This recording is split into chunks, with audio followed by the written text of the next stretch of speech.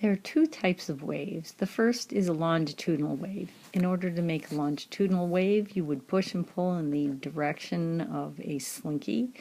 It would be a push and pull in the direction of wave travel. So the motion of particles is parallel to the direction of the wave. The second one is a transverse wave, and we made those with the slinkies. If the slinky were on the floor, you would move it up and down. So the motion of particles in a transverse wave is perpendicular to the direction of the wave.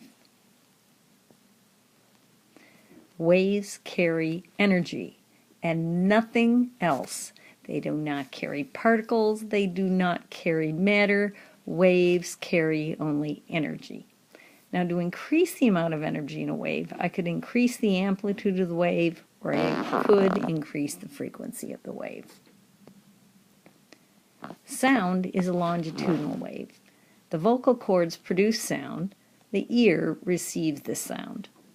Air is often the medium for sound. It alternately compresses and it spreads out. So you have a compression and then an area called a rarefaction where the air particles spread out. So it alternately compresses and spreads out.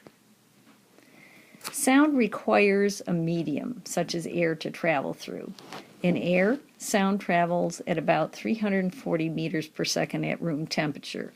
As the temperature gets hotter, the sound travels a little bit faster. Light and all other electromagnetic waves can travel in a vacuum.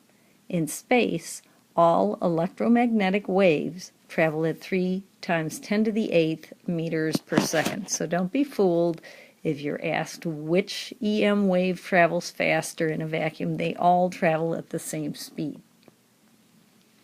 Waves can interfere if they are in the same place at the same time. There are two types of interference. There's constructive interference, in which waves add together, their amplitudes are in the same direction, and they form a wave with a larger amplitude. Then there's destructive interference. The wave amplitudes really just subtract. You can have complete destructive interference if the waves are the same shape and the same side in opposite directions. But destructive, you always lose some of the amplitude. Standing waves are a result of interference. I've shown a wave with 5 nodes. Nodes are areas of no displacement, and notice the incorrect spelling there. And the same wave that you're seeing has 4 antinodes, and those are the dotted locations. Those are areas of maximum displacement. Then I show 2 waves at the bottom, a third harmonic and a fourth harmonic. The Doppler effect occurs when a source and receiver are getting either closer together, which increases the frequency or the pitch in the case of sound, or when they are moving apart and getting further apart. That would give you a decreased pitch.